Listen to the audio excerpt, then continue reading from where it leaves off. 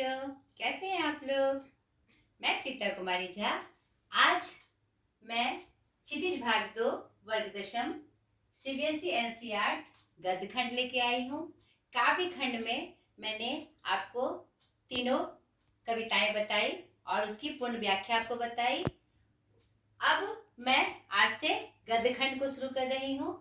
तो गद्य खंड के पाठ 1 में हमारा पाठ है नेताजी का चश्मा, जो कि एक बहुत ही महत्वपूर्ण पाठ है, जो हमें सीधे सीधे देशभक्ति की पाठ पढ़ा जाता है।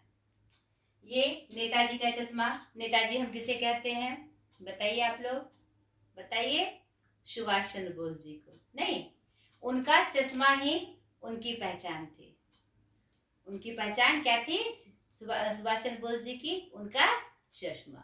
ठीक है, तो यह इस पाठ के माध्यम से लेखक स्वयं प्रकाश जी एक जो देशभक्ति होती है, उसका एक बहुत ही महत्वपूर्ण रूप हमारे सामने प्रस्तुत किया है कि सिर्फ सैनिक बन के ही नहीं, बड़े बड़े क्रांतिकारी बन के ही नहीं, हम एक साधारण आम जनता बनकर भी अपनी देशभक्ति को दिखा सकते हैं, अपने देश के प्रति समर्पित हो सकते हैं। नहीं, हमारे संविधान में बच्चों बहुत सारे अधिकार हमें मिले हैं ना, मूल अधिकार के रूप में मिले हैं। हमारे 6 मौलिक अधिकार हैं और भी बहुत सारे ऐसे चीज हैं जो हमें संविधान के द्वारा प्रदत्त है, जो कि एक नागरिक के रूप में हम अपने देश में निवास करते हैं। साथ ही साथ हमारे कुछ कर्तव्य भी हैं। जिस प्रकार हम अपने मौलिक अधिकार का प्रयोग करते हैं, उसी तरह हमें मौलिक कर्तव्य का भी पालन करना चाहिए। अगर हम एक देश के सच्चे नागरिक हैं, तो जिस प्रकार हम अपने मौलिक अधिकारों के लिए लड़ते हैं, वह उसी प्रकार हमें अपने मौलिक कर्तव्य के प्रति भी जागृत होना चाहिए और दूसरे को करना भी चाहिए। ठीक है, इससे हम अपने देश के में एक अहम भूमिका निभाते हैं। तो इस पाठ में इसी का चित्रण किया गया है, इसी के प्रति संकेत किया गया है। ठीक है, तो पहले इस पाठ में हम जाने लेखक परिचय, पाठ परिचय, जैसे मैं आपको बताते आती हूँ, पाठ परिचय एवं व्याख्या। तो इसके लेखक हैं स्वयं प्रकाश जी, जो कि आधुनिक काल के एक बहुत ही प्रमुख कवि हैं। उन्होंने मध्यम वर्गीय परिवार को बहुत नजदीक से देखा है और उनकी प्रवृत्तियों को उन्होंने अपने लेखन में महत्वपूर्ण स्थान दिया।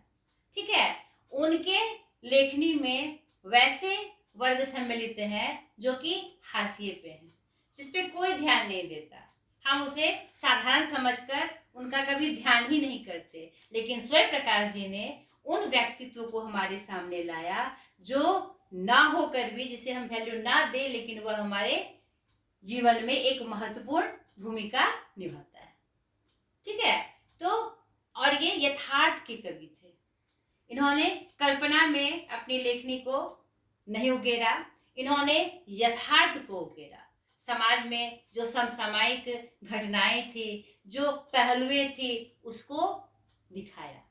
ठीक है, और एक क्या कहते हैं, एक मानव के रूप में हमारे जो भी मतलब कि तथ्य होते हैं, तथ्य मतलब कि जो भी हम भूमिका निर्वाह करते हैं अपने दैनिक दिनचर्या में, और उसके प्रति हम कैसे आशान्वित और समर्पित हैं, ये भी उन्होंने बहुत ही सुंदर तरीके से हमें बताया है।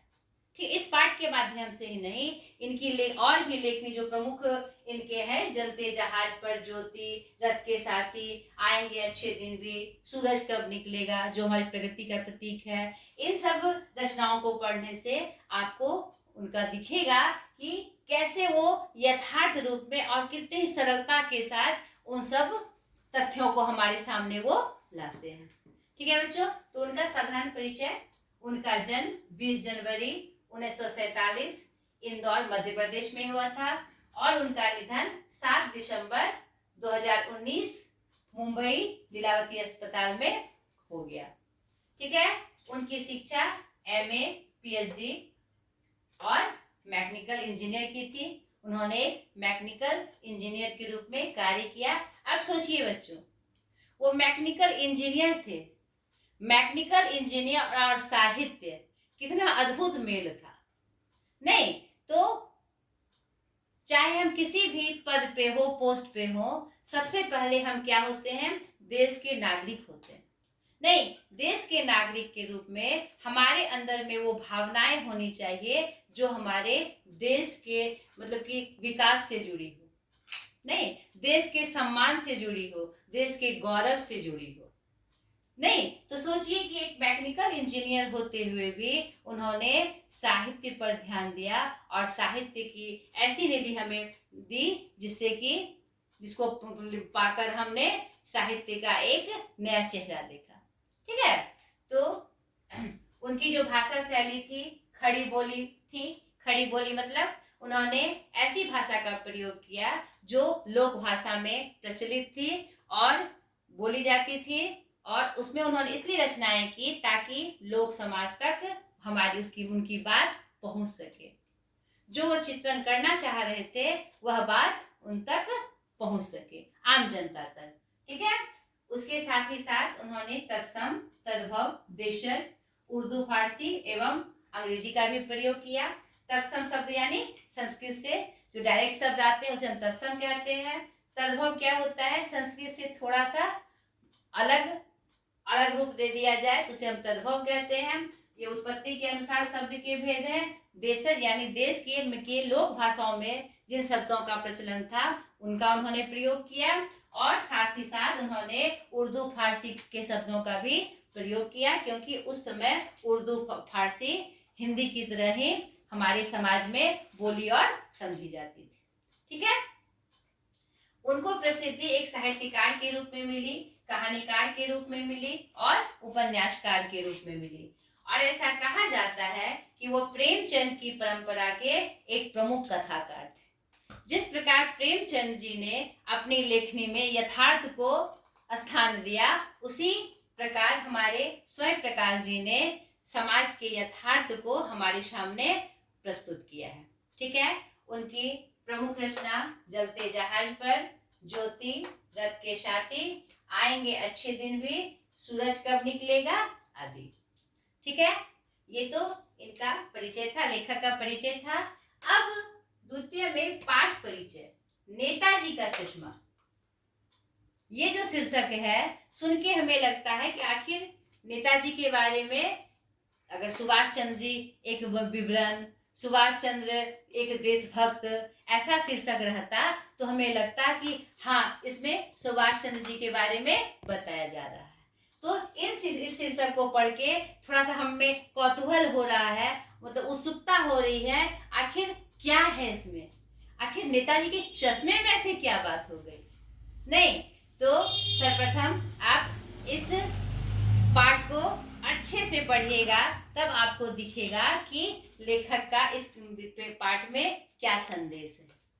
उन्होंने कैप्टन चश्मे वाले के माध्यम से, जो एक कहानी का प्रमुख पात्र है, उसके माध्यम से उन्होंने देशभक्ति का एक महत्वपूर्ण रूप प्रस्तुत किया है। साथ ही साथ एक बच्चे के माध्यम से अंत में, कहानी के अंत में, इस पाठ के अंत में आप देखेंगे एक बच्चे के माध्यम से भी उन्होंने एक देशभक्ति का बहुत ही सुंदर अनूठा रूप प्रस्तुत किया है। कहानी की शुरुआत होती है हालदार साहब जी से, जो कि किसी न किसी काम से शहर जाया करते थे। ठीक है, उसी क्रम में चौक पे वो पान खाने के लिए उतरते थे। थोड़ा सा मैं सार बता दूं ताकि आपको समझ में आ जाए। और उसी चौराहे पर एक नेताजी सुभाष चंद्र बोस की प्रतिमा स्थापित की गई थी, जिसे किसी विशेष कलाकार ने नहीं बनाया था। एक साधारण शायद मास्टर जी, जो स्कूल के सरकारी विद्यालय के मास्टर जी थे, उन्होंने उस प्रतिमा को स्थापित कर दिया था। नगर निगम वालों ने सोचा कि थोड़े कम पैसे में उनकी मूर्ति स्थापित हो जाएगी। ठीक है, तो आप ये प्रसंग जब आप इस पाठ को पढ़िएगा तो और अच्छे से आप इसको समझ जाइएगा। मैं सिर्फ मेन तथ्य आपको बता रही हूँ ताकि इस पाठ को समझने में आपको दिक्कत ना हो। कहानी आगे बढ़ती है। वह देखते हैं कि सब कुछ तो ठीक रहता है, लेकिन नेताजी का जो चश्मा है उनका उनका संगमरमर की मूर्ति है, सफेद रंग की उनकी मूर्ति है, लेकिन जो चश्मा है वह उसमें मूल रूप से नहीं बनाई गई है, वह ऊपर से पहनाई गई थी। ठीक है, और रोज उनका चश्मा बदल जाता था। तो उन्हें बड़ा ही कौतूहल होता था, उत्सुकता होती थी, आखिर इनका चश्मा रोज कौन बदल देता है, और चश्मा होता जरूर है। तो उनके मन में एक बड़ा ही मतलब सुंदर अनुभव होता है कि देखो आखिर ये कौन करता है। इसी क्रम में उन्हें पता चलता है एक कैप्टन चश्मे वाला है जो घूम घूम कर चश्मा बेचता है। तो उनका चश्मा बदलने का कारण होता है कि ग्राहक को अगर उनका पहनाया हुआ चश्मा उसी के बगल में वह अपना बिछाकर छोटे से लकड़ी के फ्रेम में वो चश्मा बेचा करता था। तो अगर ग्राहक को उस प्रकार के चश्मे की जरूरत पड़ती थी, उस तरह के चश्मे की डिमांड होती थी, तो वह नेताजी से निकाल कर दूसरा चश्मा पहनाकर ग्राहक को वह दे दिया करता था। वो बहुत बड़ा व्यापारी तो था नहीं, उसके पास जितने भी कलेक्शन थे उसी में से वह ग्राहक को देता था। ठीक है, तो यह कारण था हमारे नेताजी के चश्मा बदलने का। ठीक है, तो इससे एक अच्छी अनुभूति हवलदार साहब जी को होती है। ये एक साधारण घटना के रूप में वो लेते हैं। एक दिन वो क्या देखते हैं कि उनका चश्मा स्थिर हो गया है और अब उनका चश्मा बदलता नहीं है। तो वो पान वाले से पूछते हैं कि भाई अब उनका चश्मा नहीं बदलता। एक साधारण घटना की तरह वो लेते हैं इसको। तो पता चलता है उस कैप्टन चश्मे वाले की मौत हो गई। फिर एक दिन वो देखते हैं कि उनकी आंखों पे चश्मा नहीं है, और फिर वो जब ये बात जान जाते हैं कि कैप्टन चश्मे वाले की मौत हो गई है, तो थोड़ा उन्हें अच्छा नहीं लगता है और वो संकल्प ले लेते हैं कि अब मैं उधर नहीं जाऊंगा। एक अजीब सा जुड़ाव उस नेताजी के मूर्ति से उन्हें हो गया था, उस चौक से उन्हें हो गया था, और उत्सुकता बस वो उन्हें देखने जरूर जाते थे कि आज क्या बात हुई, आज उसके साथ उस मूर्ति के साथ क्या हुआ, आज उसमें क्या परिवर्तन आया, आज किसी ने क्या किया उस मूर्ति के साथ। नहीं, इसी क्रम में ये घटना एक साधारण क्रम में चल रही थी। नहीं, एक दिन उन्होंने क्या देखा कि सरकंडे का चश्मा, लकड़ी का सरकंडा जो होता है, उसका चश्मा नेताजी के आंख पे चढ़ा हुआ है। उसको देखकर वो अभिभूत हो गए और अचानक से वह उस मूर्ति के पास गए और उसको नमन किया और उन्होंने मन से उन्हें सैल्यूट दी और एक अजीब सी अच्छी अनुभूति से वो गदगद हो गए। यहाँ पर आखिर वो क्यों गदगद हो गए?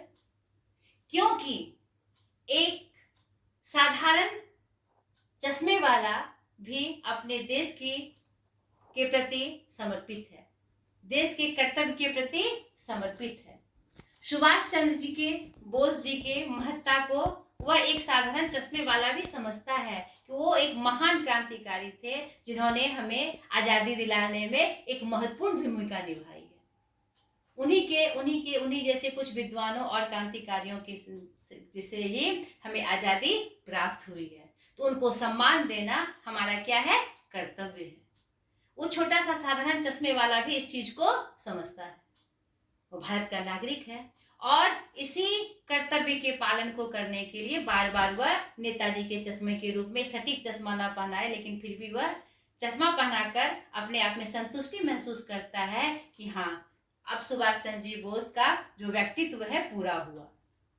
नहीं, उसके मरने के बाद उस बच्चे द्वारा पहनाए गए सरकंडे के चश्मे से उस बच्चे ने भी देशभक्ति का एक महत्वपूर्ण मतलब कि क्या दिखाया, रूप प्रस्तुत कर दिया कि बिना चश्मे के नेताजी का जो मूर्ति है वो अधूरा है।